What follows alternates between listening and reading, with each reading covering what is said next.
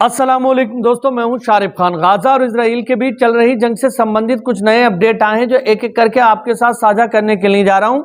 दोस्तों, आपको बता दूं कि गाजा के जंगी मैदान से लेकर लेबनान बॉर्डर तक और लेबनान से लेकर सऊदी अरेबिया और मिस्र तक बहुत बड़ी बड़ी चीजें, बहुत बड़ी बड़ी घटनाएं घटित हुई हैं जो आज की इस वीडियो में मैं आपको दिखाने वाला हूं, बताने वाला हूं। लेकिन इससे पहले कि हम गाजा के जंगी मैदान की तरफ चलें और मैं आपको उन हादसों के बारे में बताऊं, आपसे एक बात रखना चाहता हूं आप लोगों के सामने कि मेरा जो मेन चैनल है ऑल टाइप नॉलेज, जिसका स्क्रीनशॉट साइड में आप देख रहे हैं, यूट्यूब के द्वारा 7 दिन के लिए इस पर पाबंदी लगा दी गई है।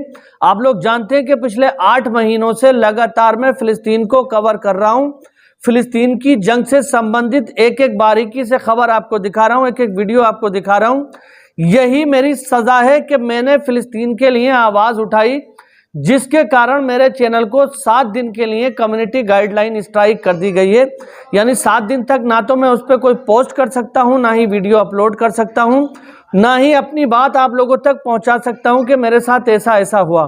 तो दोस्तों, ये मेरा दूसरा चैनल है, सेकंड चैनल है शारिफ खान ऑफिशियल, इसीलिए वीडियो आज इस चैनल पर मैंने अपलोड की है। आप लोग जानते हैं कि चाहे हम वो लोग हैं, चाहे कुछ भी हो जाए, लेकिन फिलिस्तीन के हक के लिए आवाज उठाते रहेंगे। तो आप लोगों से मेरा विनम्र अनुरोध है कि मैं 7 दिन तक अपने मेन वाले चैनल पर एक्टिव नहीं हो पाऊंगा, तो इसलिए मुझे यहां पर फॉलो करें। यहां पर मैं आपको पल पल की अपडेट दूंगा और भविष्य में अगर हमारे साथ कोई घटनाएं घटित होती हैं तब भी हमारा और आपका संपर्क टूटे नहीं। ये इसलिए भी ये बहुत जरूरी है कि इस चैनल को आप फॉलो करें, इस चैनल को आप सब्सक्राइब करें, बेल आइकन पर ऑल का बटन सेलेक्ट करें, वीडियो को लाइक करें। और जो लोग आप जानते हैं कि मुझे बाई फेस पहचानते हैं यूट्यूब के द्वारा, तो उन लोगों को मेरी ये वीडियो शेयर करके उन तक भी ये मैसेज पहुंचा दें कि शारिफ खान का जो ऑल टाइप नॉलेज चैनल है उस पर पाबंदी लगा दी गई है, इसी वजह से वहां पर वीडियो अपलोड नहीं हो पा रही है। ये भी उन्हीं का चैनल है और इसको फॉलो करके वहीं से शुरू रिज्यूम करते हैं जहां से हमने छोड़ा था। तो दोस्तों, आज की पहली और बड़ी खबर आपकी स्क्रीन पर यह रही। ग्लोबाल न्यूज ने इस खबर को साझा करते हुए बताया कि लाखों की तादाद में यहूदी धर्म के लोग शहर तेल अवीव की सड़कों पर निकल चुके हैं। वो कह रहे हैं कि बेंजामिन नेतन्याहू जिस तरह से 4 साल की सर्विस हम लोगों से लेता है फौज की, वो सर्विस हम नहीं देंगे। हम नहीं चाहते कि जालिम और बेरहम आर्मी के लिए, दुश्मन आर्मी के लिए हम वहां पर जाएं। यानी इजराइल की आर्मी को ही उन्होंने दुश्मन ठहरा दिया है। इजरायली प्रधानमंत्री बेंजामिन नेतन्याहू को उन्होंने अपना दुश्मन माना है, क्योंकि बार बार प्रधानमंत्री से लगातार वो कह रहे हैं कि हमारे 250 से ज्यादा बंधक हमास के पास हैं, उनको छुड़ाने पर ज्यादा ध्यान दिया जाए, ना कि जंग को बढ़ाने पर। लेकिन इजरायली प्रधानमंत्री का जो मेन फोकस है वो जंग को बढ़ाना है, बल्कि अपने लोगों की सुरक्षा की जिम्मेदारी वो नहीं मानता। यही कारण है कि बार बार लेबनान से उलझने की कोशिश कर रहा है। लेबनान से बार बार मुंहतोड़ जवाब दिया जा रहा है इजरायली प्रधानमंत्री को। हमले हो रहे हैं, अफरा तफरी का माहौल है इजराइल के अंदर, उसके बावजूद भी लेबनान से युद्ध करने के लिए पूरी तैयारी कर रहा है। तो फिलहाल ये खबर जो आप अपनी स्क्रीन पर देख रहे हैं, यहाँ पर इजरायली पुलिस और लोगों के बीच में झड़प है। पुलिस उनके ऊपर लाठियां बरसा रही है, लेकिन लोग हटने को तैयार नहीं है। वो कह रहे हैं कि हम इजरायली प्रधानमंत्री की बात नहीं मानेंगे। अब दोस्तों, इसी के साथ एक और बड़ी खबर आपके साथ शेयर करना चाहूंगा। आपने देखा होगा कि यूरोप के काफी सारे ऐसे देश हैं जो लगातार इजराइल को सपोर्ट दे रहे हैं। इनमें से कुछ ऐसे देश हैं जो सपोर्ट अंदर खाने से इजराइल को दे रहे हैं, लेकिन कानून की तरीके से अगर आप देखेंगे तो वो कहीं ना कहीं फिलिस्तीन के हक में बात कर रहे हैं। उन्हीं में से एक देश है स्पेन। स्पेन ने साउथ अफ्रीका का केस को ज्वाइन किया है इंटरनेशनल क्रिमिनल कोर्ट में। जो इजराइल के खिलाफ साउथ अफ्रीका लड़ रहा है, उस केस को फिलिस्तीन के सपोर्ट में और साउथ अफ्रीका का दामन थामकर उन्होंने ज्वाइन किया है। तो स्क्रीन पर आप देख सकते हैं कि ऑफिशियली तौर पर स्पेन ने ज्वाइन किया है और यहाँ पर बाकायदा इंटरनेशनल कोर्ट ऑफ जस्टिस का एक लेटर है, जिसके अंदर सारी चीजें, आर्टिकल खोले गए हैं, सारी धाराएं खोली गई हैं, किस किस वजह से यहाँ पर इन्होंने ये किया है। इसको अगर आप ध्यान से पढ़ लेंगे तो सब आपको समझ में आ जाएगा और आपको पता लग जाएगा कि स्पेन ने कितनी ही ताकत लगाकर ये कोशिश शुरू की है। अब मैं आपको यहाँ पर बताना चाहता हूँ कि जिस तरह से स्पेन काम कर रहा है, स्पेन आप लोग जानते हैं कि यूरोपियन यूनियन का हिस्सा है और यूरोपियन यूनियन से बड़ी तादाद में लगातार इजराइल को मदद पहुंच रही है। उन्हीं में स्पेन भी शामिल है। लेकिन अब स्पेन की ये मजबूरी है उसको मदद देना या क्या बात है, अमेरिका का दबाव है, ये तो वही जाने। लेकिन कानूनी तौर पर स्पेन ने ये जो कदम उठाया है ये सराहनीय है और इसकी तारीफ करना चाहिए। अब दोस्तों इसी के साथ चलते हैं अगली खबर की तरफ।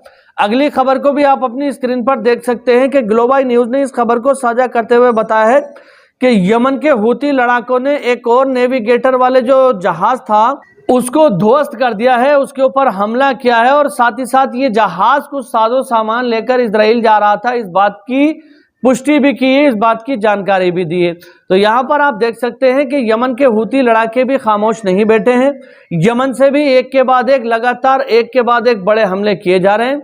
यमन के हूती लड़ाकों ने कताइब हिजबुल्लाह के साथ मिलकर इराकी रेसिस्टेंस फोर्स के साथ मिलकर ऑपरेशन शुरू किए हैं और एक के बाद एक लगातार एक न एक ऑपरेशन चलाया जा रहा है। इसी के साथ आपको बता दूं कि ईरान की जो सेना है बार बार उनकी तरफ से ये बयान आ रहा है, बल्कि इजरायली मीडिया के अंदर ये खबर चल रही है ईरान से ज्यादा कि ईरान की सेना अगर लेबनान से इजराइल की जंग होती है तो ईरान की सेना जमीनी ऑपरेशन चलाएगी। और ये बात सच भी है कि अगर लेबनान और इजराइल के बीच में भीषण युद्ध छिड़ा अब तक चल रहा है, हिजबुल्लाह के कांधे पर बंदूक रख के छोड़ी जा रही है, यानी कहा यह जा रहा है कि हम तो हिजबुल्लाह को जवाब दे रहे हैं, लेकिन ऑफिशियल तौर पर जंग शुरू हो गई दोनों तरफ से। वैसे अभी भी जंगी चल रही है क्योंकि हमले बहुत ज्यादा हैं, लेकिन ऑफिशियल ऐलान नहीं किया गया है ना लेबनान गवर्नमेंट की और इजराइल गवर्नमेंट की तरफ से कि हम लेबनान की गवर्नमेंट से जंग शुरू कर रहे हैं। इस तरह की अगर कोई जंग शुरू हो जाती है तो ईरानी फौज जंगी मैदान में पहुंच जाएगी और ईरान लेबनान मिलकर लड़ेंगे, यमन मिलकर लड़ेगा। आप लोग जानते हैं कि ये तीन ऐसी ताकतें हैं जिनके पीछे आधी दुनिया खड़ी है। कहने का मतलब है कि रशिया, उत्तर कोरिया, चाइना और बहुत सारे ऐसे पावरफुल देश हैं जो इनके समर्थन में खड़े हैं। लेकिन यहाँ पर तुर्की के बारे में ये कहा जाता है और तुर्की के काम ऐसे हैं कि तुर्की जुबानी तौर पर कुछ कह रहा है, लेकिन तुर्की ऑफिशियल तौर पर अंदर खाने से जो मदद पहुंचा रहा है कहीं ना कहीं नाटो के जरिए इजराइल को ही पहुंचा रहा है। तुर्की बोलता है कि हम इजराइल के साथ सीधे तौर पर जंग कर सकते हैं, लेकिन वही दूसरे दिन को खबर आती है कि तुर्की से बहुत बड़ा जंगी साजो सामान का एक्सपोर्ट हुआ है। तुर्की बोलता है कि हम इजराइल पर पाबंदी लगा देंगे, वही खबर आती है कि गुड्स बहुत सारा खाने पीने की चीजें साजो सामान इजराइल के शॉपिंग मॉल्स में देखे जाते हैं। तो लगातार तुर्की बोल कुछ रहा है और कर कुछ रहा है, इसलिए तुर्की की बात पे भरोसा नहीं किया जा सकता। फिलहाल आप यहाँ पर देख सकते हैं कि यमन के हूती लड़ाकों ने एक और कार्गो शिप को मार गिराया है और इराक के अंदर बड़े पैमाने पर इस समय जंग की तैयारी चल रही है। हजारों लाखों की तादाद में लोग वहां पर जंग की तैयारी कर रहे हैं। तो दोस्तों ये आज के कुछ ताज़ा तरीन अपडेट थे जो एक एक करके मैंने आपको बताए। आज से हर दिन अपडेट इसी चैनल पर रहेगा, तो इस चैनल को सब्सक्राइब करके जरूर लोगों को शेयर करिएगा। इसमें आप लोगों की हेल्प की जरूरत भी पड़ेगी क्योंकि आप लोग जितना शेयर कर देंगे उतने ही ज्यादा लोगों तक ये खबर पहुंच जाएगी। आप लोग जानते हैं कि अपने लाखों में सब्सक्राइबर हैं, मेन चैनल पर लाखों में वीडियो जाती है, लेकिन यहाँ पर 9-10 हज़ार सब्सक्राइबर हैं, आप लोग जानते हैं। तो आपकी हेल्प के बिना ही कुछ नहीं हो सकता।